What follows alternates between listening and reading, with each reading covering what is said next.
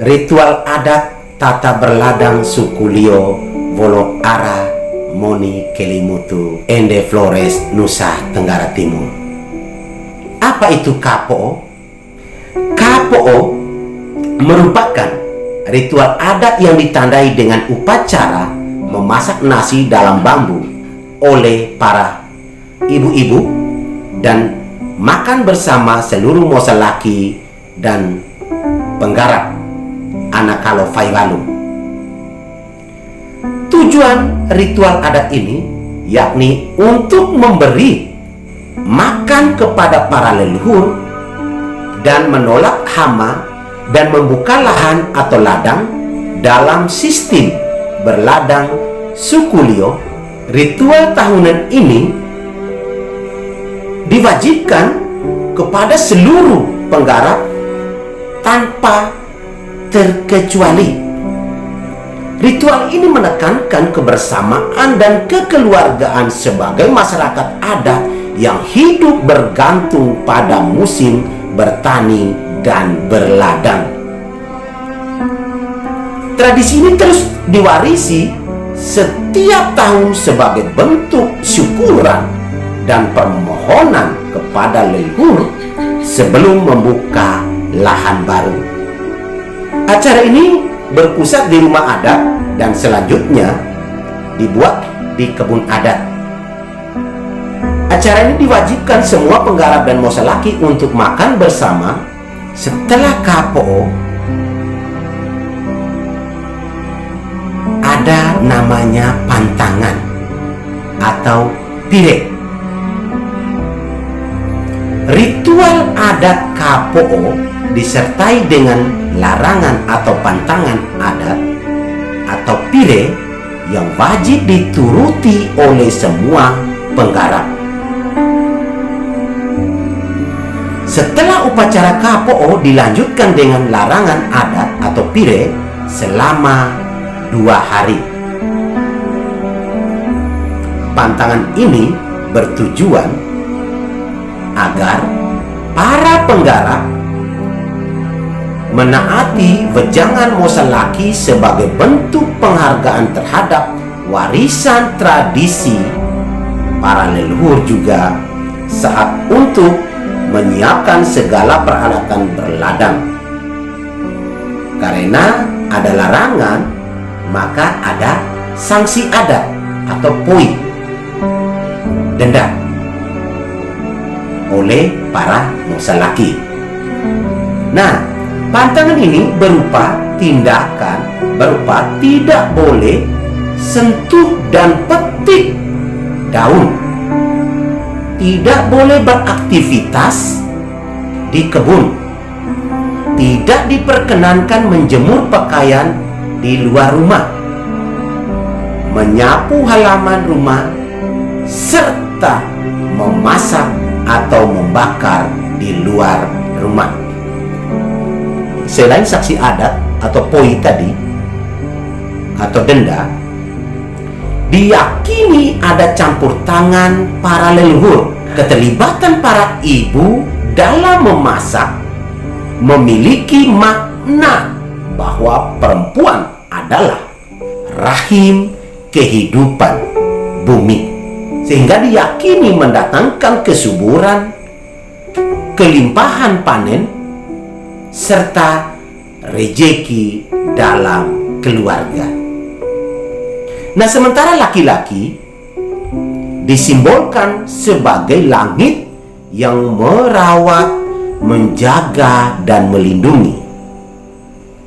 Prinsip laki-laki dan perempuan identik dengan langit dan bumi yang saling melengkapi antara yang satu dan yang lain.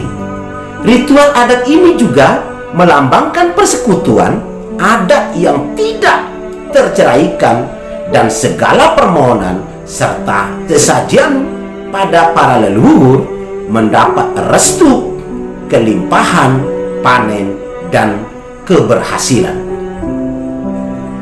Setelah KPO dan semuanya sudah terjadi, KPO lalu pire ya, Pire, dan kita sudah mendapatkan kelimpahan berkat, yaitu dengan panen raya. Untuk mensyukuri itu semua, kita gawi. Pada perhelatan akbar ritual adat, masyarakat Lio mengenal gawi. Gawi dalam bahasa Indonesia yang disebut dengan tandak. Nah, secara harfiah kata tandak ini bermuara pada kata bertandak, yang berarti berkunjung atau mengunjungi, menyatukan hati, langkah, dan pikiran, saling bergandengan tangan, bahu-membahu untuk membangun, yaitu bersatu karena kuat, kuat karena bersatu. Makna inilah yang menjadi dasar untuk menyebut gawi sebagai tandak dari daerah Woloara, Moni, Kelimutu, dan Lio pada umumnya. Dalam tarian gawi pun, kita yang terlibat dalam ritual tersebut berkewajiban saling bergandengan tangan, yaitu menyatukan hati, hentakan kaki, serta mempunyai pikiran yang sama di saat mengikuti tarian tersebut. Dan tidak boleh melepaskan tangan sampai upacara tarian gawi tersebut selesai. Selain itu, kita hanya dapat melepaskan tangan kita pada saat kita hendak beristirahat. Nah, tarian gawi adalah satu-satunya tarian khas masyarakat Lio pada umumnya, ya. Tarian gawi ini adalah tarian yang tertua dan dipimpin oleh seorang penyair. Penyair ini dapat disebut dengan Ata Sodha. Sedikit saya mengkisahkan kembali apa yang diceritakan oleh kakek saya. Untuk menjadi seorang penyair, seorang yang harus mendapatkan ilham secara khusus, yaitu karena seorang penyair atau Ata Sodha tidak boleh membaca teks pada saat upacara adat atau upacara gawi sedang berlangsung. Itu pamali. Ini berarti penyair tersebut harus benar-benar menguasai alur-alur bahasa adat, tapi sesuai dengan aturan dan koridor di dalam, yaitu harus mengenakan pakaian adat. Tarian gawi ini kerap diisi dengan bea oleh para sesepuh atau dalam hal ini Mosalaki sebagai pemegang tampu kekuasaan tertinggi di dalam masing-masing wilayah persekutuan, khususnya yang saya sebutkan di sini yaitu di tanah Woloara, Moni, Kelimutu. Bea kalau diterjemahkan dalam bahasa Indonesia berarti sebuah ungkapan bahasa adat Lio yang bersifat seruan untuk membangkitkan spirit sebagai tanda untuk menunjukkan kebesaran, keperkasaan, dan kemenangan. Dalam beberapa pandangan gawi atau tanda sebenarnya adalah ritual ibadat agama asli suku Lio. Di sini Sodha menyanyikan sejarah suku dan ajaran-ajaran sosial moral yang sebenarnya adalah kitab suci lisan agama tersebut. Di beberapa tempat dalam persekutuan Lio yang saya dengar dan dari mulut ke mulut, dan juga ada beberapa sumber informasi yang saya baca, yaitu di beberapa tempat dalam persekutuan Lio pada saat ritual adat gawi, Ata Sodha mengenakan pakaian wanita. di beberapa tempat dalam persekutuan Lio. Pada saat ritual adat Gawi, Atasoda atau penyair tadi mengenakan pakaian wanita, yaitu mengenakan lawo lambu. Hal ini sudah terjadi secara turun-temurun karena ada kecenderungan di berbagai agama asli bahwa pendeta atau romo, yaitu agama tersebut haruslah orang yang banci atau bencong alias wadam.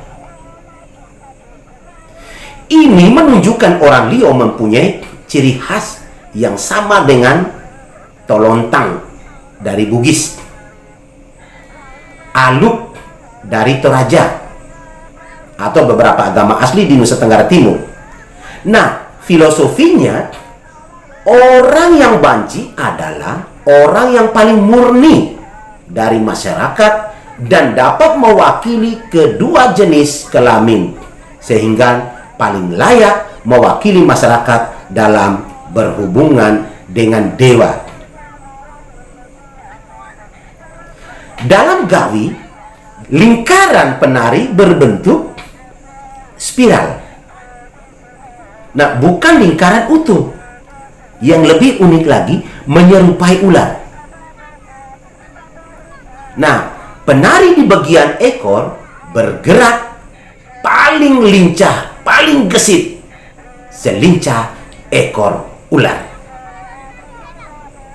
Atau dalam bahasa Lio, Deo Eko.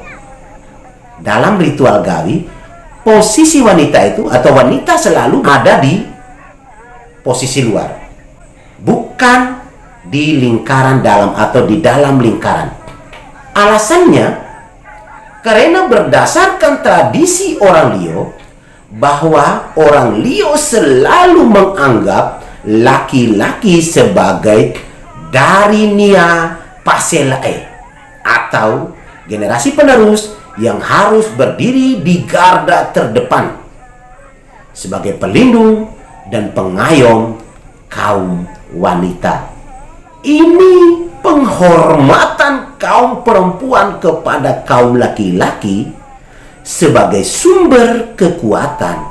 Laki-laki menganggap wanita sebagai sumber kehidupan dan mata air yang harus dilindungi, layaknya seekor ular raksasa yang melindungi seluruh rangkaian daratan Flores yang dikenal dengan julukan Nusa Nipa, jaga